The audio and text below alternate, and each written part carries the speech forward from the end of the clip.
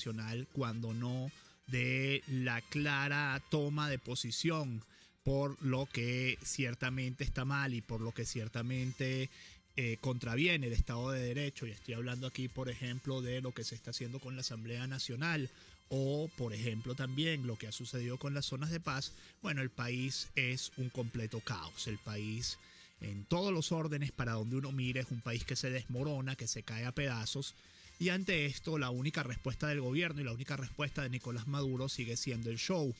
Maduro considera, y su equipo de gobierno considera, que la jugada sigue siendo de rutina, que la jugada sigue siendo una cadena por aquí y un anuncito tipo agricultura urbana por allá para paliar la situación. Es como tratar de detener con curitas el impacto de una bala mientras el país se desangra. Y tanto el país se desangra, y aquí comienzo a leerles los titulares, que, por ejemplo, el principal titular de La Verdad, del diario La Verdad de Maracaibo, el día de hoy es el siguiente.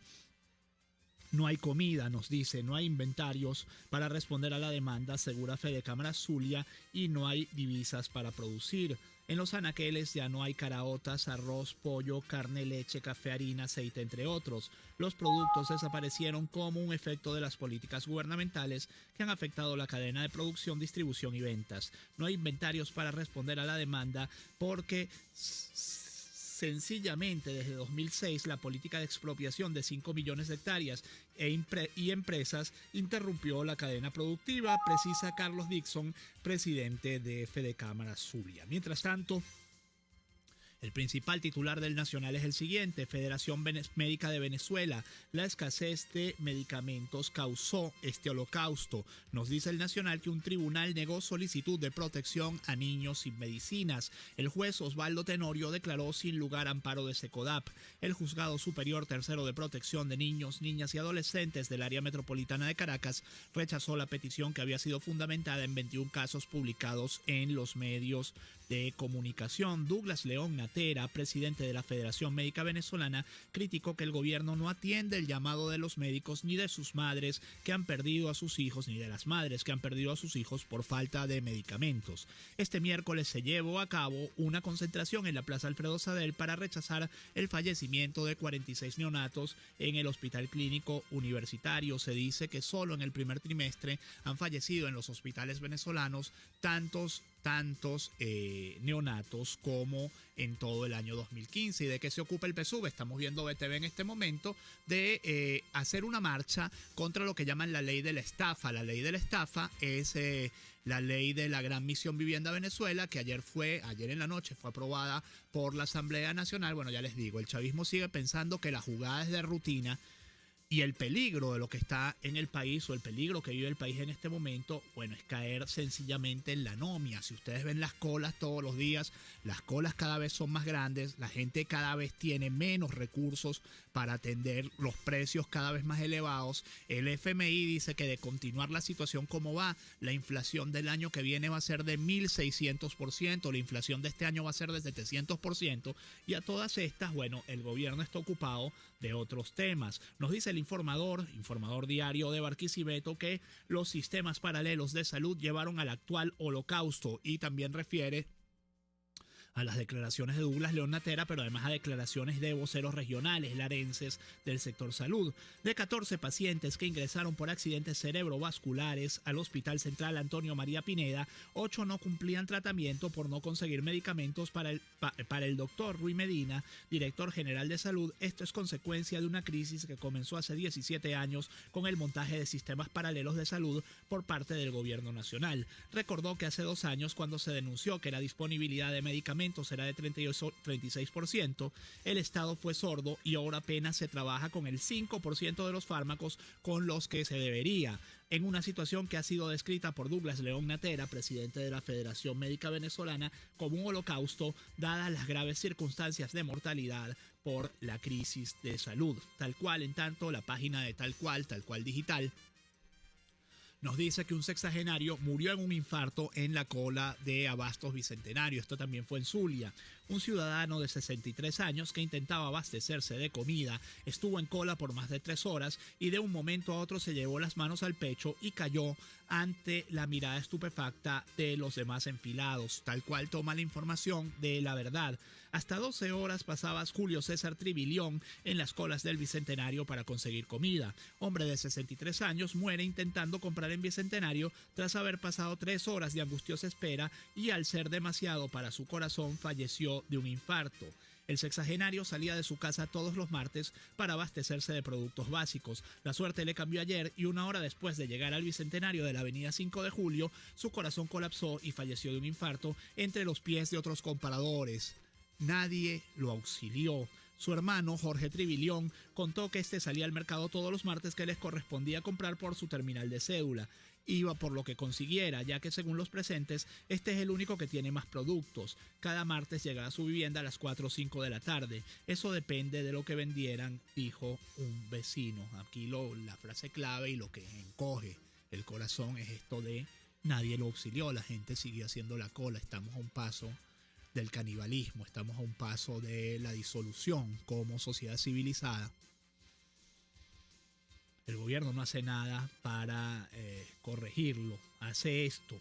Guardia Nacional allanó sede de la UDO en Nueva Esparta y reprimió a estudiantes con lacrimógenas. Es titular del portal web NTN 24 Venezuela.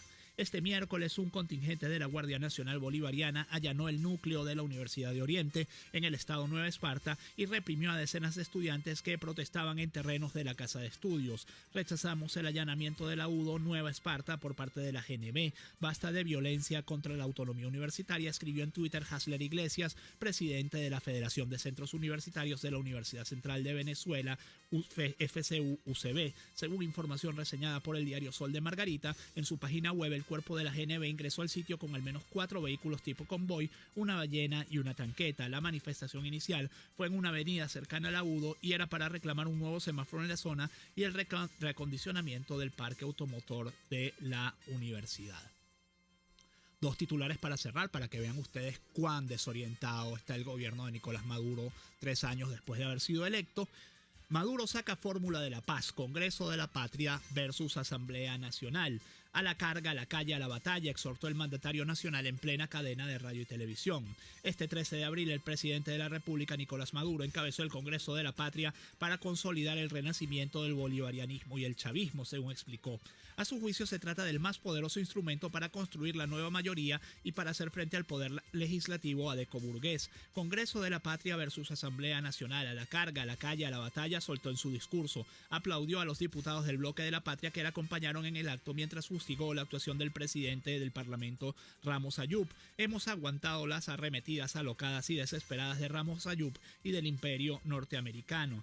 Maduro puso a la orden el Congreso de la Patria para que evalúen qué funciona y qué no. Solicito que el Congreso de la Patria evalúe el gobierno y haga propuestas concretas. Quiero convertir las propuestas que traen en líneas de acción. Si el Congreso de la Patria va a evaluar qué funciona y qué no, se va a pasar los 5 años, porque evaluando lo que no funciona de este gobierno hay muchísimo que evaluar. Esto es comentario mío. Y otro titular de Tal Cual, también sobre lo mismo, nos dice que el editorial del Washington Post lo escribieron los de la derecha aquí. Esto lo dijo Maduro también ayer. Washington Post dijo que Venezuela necesitaba desesperadamente una intervención de sus vecinos y de la OEA. Maduro contestó que la extrema derecha de Venezuela fue la que redactó la editorial que salió publicada en el Washington Post, que contempla la necesidad de una intervención política en el país. La derecha aquí se envalentonó. Hace semanas que les dio por anunciar iniciativas de cómo salir de Maduro. Aquí va a seguir gobernando la revolución bolivariana en este 2016, en 2017, en lo que resta de esta década y la que viene, y ellos lo saben. El jefe de Estado aseguró que solo los revolucionarios son capaces de llevar la conducción del país. No ha nacido un oligarca que pueda gobernar este país y pasarán 500 años para que eso pase. Maduro afirmó que la editorial en su contra, que fue publicada este miércoles 13 de abril en el Washington Post, fue escrita en Venezuela por los sectores de la extrema derecha. La enviaron por fax. o correo electrónico y le pusieron su estilo gringoloide y lo publicaron. El titular lo dice todo. El Washington Post es una especie de gaceta del Pentágono. No permitiremos que sigan metiéndose con el país, agregó. Cierro este bloque con la principal información de Últimas Noticias que dice: estarán ojo pelado ante las amenazas. Maduro ordenó al Estado Mayor Conjunto IFAM actualizar planes de defensa. El presidente denunció que The Washington Post pide en su editorial una intervención desesperada para controlar Venezuela, y ahora se entiende todo. Aquí se entiende todo. Maduro cree que el Washington Post es como Últimas Noticias, al que sí le manda a poner todos los días a través de uno de sus lacayos en el Minsi los titulares que van a publicar en el día siguiente. Y me perdonan los colegas, amigos y muchos que tengo en Últimas Noticias, pero realmente es grave la situación de este periódico. Algunos de los mensajes de ustedes en la red social Twitter. Boris Ovalles nos dice: 100 bebés muertos en Hospital de Cumaná, 46 muertos en HCU Caracas, pero el gobierno monta Comisión de la Verdad para guarimbas. Nos dice Sunepin Parques: presionan para marchar en temporada, incendios, no hubo equipos y no pagan aumento de sueldos y cesta tickets. Emel Pérez nos dice: buen día, aprietan la soga al cuello del pueblo y no se dan cuenta de que ellos arruinaron el país. ¿Crees tú que no se dan cuenta, Emel? Porque se dan cuenta es que están tan aferrados a esto, porque además están viendo lo que está pasando en Argentina con Cristina Kirchner, están viendo lo que está pasando en Brasil con Lula y Dilma Rousseff, y saben que si pierden el poder lo que les espera es muy amargo en todo término, en todo sentido, porque además, a diferencia de los corruptos convencionales, estos que tenemos aquí saben que van a ser perseguidos no solo local sino internacionalmente.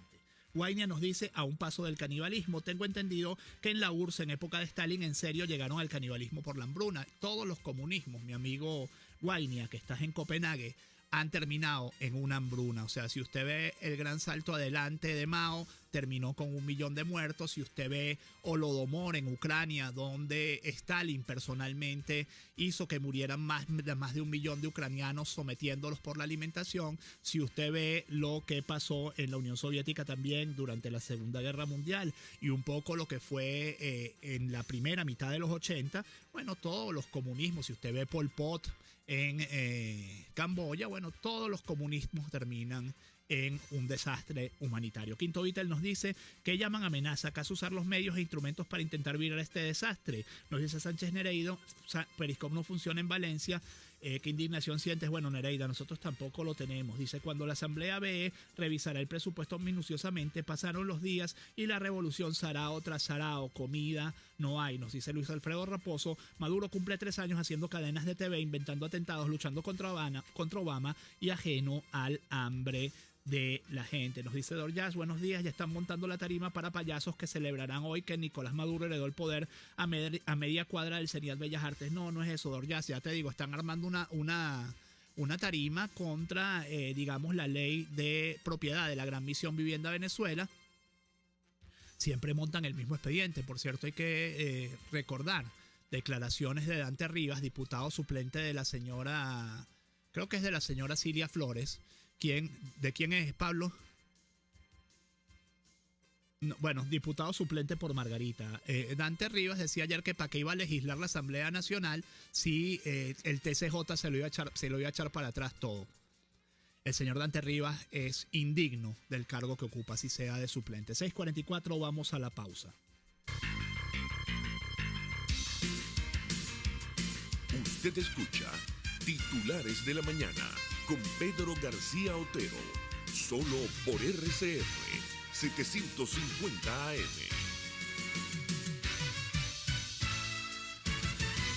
Si buscas pasapalos, visita Casa de Oblea, donde consigues pequeños, empanaditas, pastelitos, nubes, base para crema y mucho más. Búscalos en Baruta, calle Páez con Mariño, teléfono 0212-943-3846. Casa de Oblea, 100% frescura y calidad. Que no ha hecho su cocina empotrada todavía. Cocibela le ofrece la más alta calidad al mejor precio, complaciéndolo en lo que quiera, como quiera. Todo tipo de financiamiento, atendido por expertos diseñadores. 0414-284-5895 y 451-6109. Cocibela, de ensueño. Una palabra bien dicha y en el momento oportuno puede hacer la diferencia. Palabras sueltas pueden no significar nada, pero juntas pueden mover el mundo. Palabras más o menos me estás dejando. Descúbralas junto a una periodista intrépida, incisiva y audaz, María Alejandra Trujillo en Palabras más, palabras más, palabras menos. Palabras más, palabras menos. De lunes a viernes, a partir de las 7 de la mañana, por RCR 750 AM.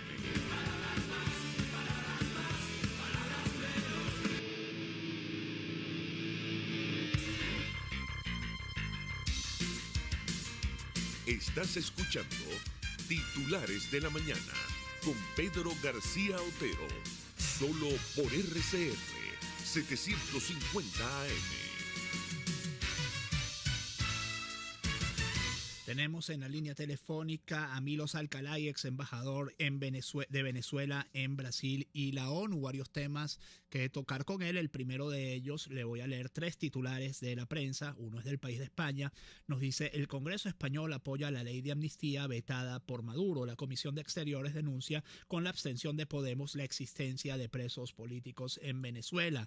De Noticias Venezuela, Estados Unidos denunció a justicia venezolana por intimidar y perseguir a opositores. Es una declaración del Departamento de Estado de los Estados Unidos, y tal cual nos dice que la Asamblea Nacional pedirá la validación a la ONU de la Comisión de la Verdad, esa Comisión de la Verdad que se inventó Maduro con puros gobierneros, con puros representantes del gobierno. Embajador, buenos días. El entorno internacional, no solo el entorno local, cada vez se hacen más difíciles para el gobierno, pero pareciera que hasta ahora no ha terminado, no hay la masa crítica como para que internacionalmente el gobierno se siente aislado. ¿Cómo ve usted la situación y cómo puede cambiar esto luego de la aprobación, de la improbación o de la anulación de la ley de amnistía por inconstitucionalidad en el Tribunal Supremo de Justicia? Muy buen día. Muy buenos días, Pedro. Muchas gracias por tu invitación. Bueno, efectivamente, en la situación, tal como tú señalabas, la fotografía de la realidad de lo que está sucediendo en Venezuela, la radicalización de un gobierno cada vez más autoritario, cada vez más irrespetuoso del Estado de Derecho, se ha evidenciado sobre todo después de las elecciones del 6 de diciembre, en las cuales hay un poder legislativo que ha asumido con mucha dignidad y con mucha firmeza su papel de establecer un equilibrio en la búsqueda de una solución democrática para el país. En la medida en que la democracia crece, en esa misma medida el autoritarismo y la utilización de mecanismos como la instrumentalización del Tribunal Supremo de Justicia para frenar un poder que la Constitución bolivariana y todas las constituciones democráticas establecen al Poder Legislativo, han tratado de cortarlo. Entonces, ha generado una ola de indignación. Esto que tú señalabas, no solamente en el caso del Congreso de España, pero también de parlamentos en América Latina, como el de México, el de Chile, como el Parlamento de Perú, de Colombia. Es decir, la situación del Departamento de Estado, sí, es cierto, en su informe anual del 2015 es imposible dejar de reseñar en 26 páginas todos los atropellos que se vienen haciendo a la democracia. La misma situación ocurre en las organizaciones no gubernamentales, la Internacional Socialista, en la cual participan partidos progresistas, también ha condenado el incumplimiento de la ley de amnistía.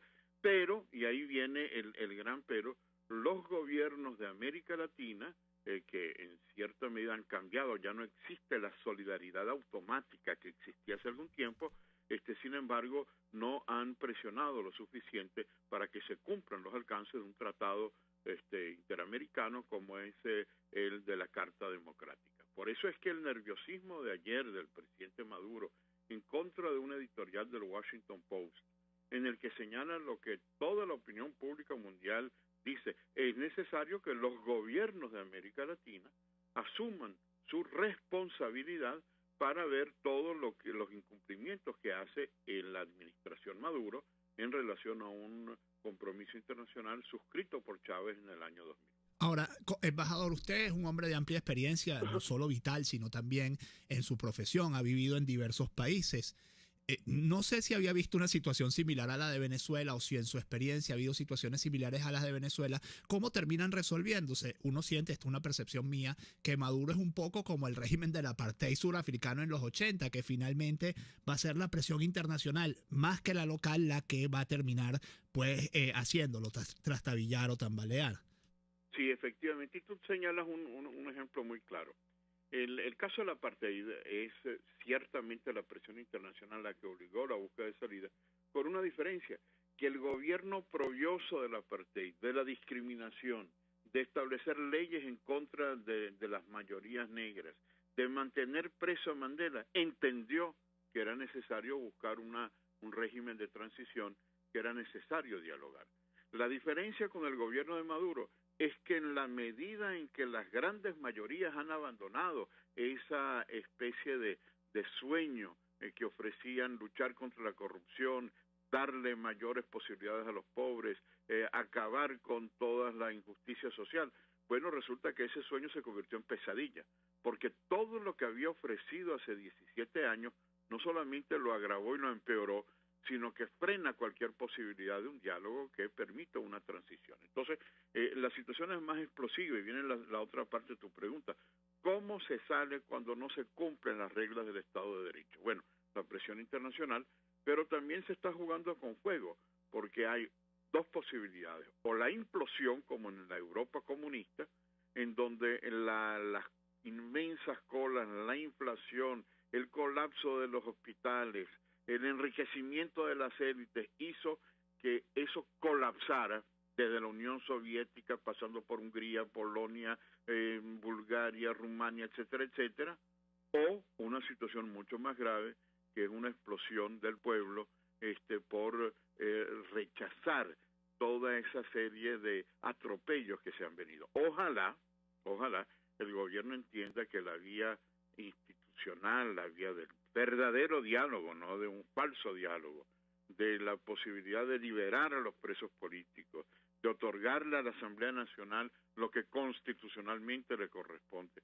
de la defensa de los derechos humanos, ese es el camino para una solución de una Venezuela que cumpla con los postulados de la Constitución y los postulados de la ética. Embajador, ya muy brevemente, porque tenemos un minuto para esta respuesta. Yo sé que es muy difícil hacer esta respuesta en un minuto, pero no se ve el gobierno venezolano, por ejemplo, en la situación en la que está hoy Cristina Kirchner, imputada por varios delitos y que probablemente vaya a la cárcel, o en la situación en la que están Dilma y Lula, y eso lo radicaliza más y al tiempo hace que en Latinoamérica, un continente de bastantes solidaridades automáticas, nadie se quiera meter en el rollo venezolano. Bueno, efectivamente yo creo que lo de Kirchner y lo de Dilma y lo que ha sido el colapso del siglo XXI ha sido grave en Brasil, en Argentina y otros países, pero nunca tan grave como en Venezuela.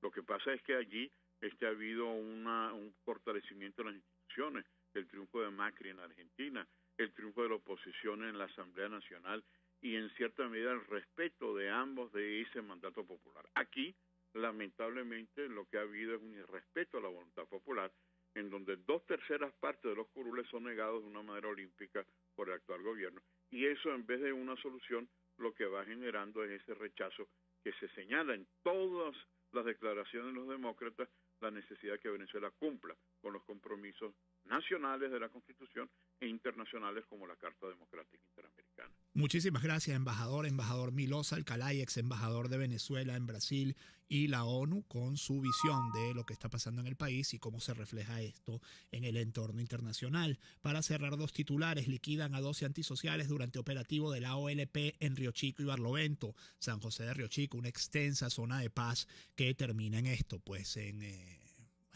esto. En la OLP, al menos 12 presuntos antisociales resultaron ultimados tras el despliegue de la Operación Liberación del Pueblo en San José de Barlovento y Río Chico durante la mañana de ayer. Los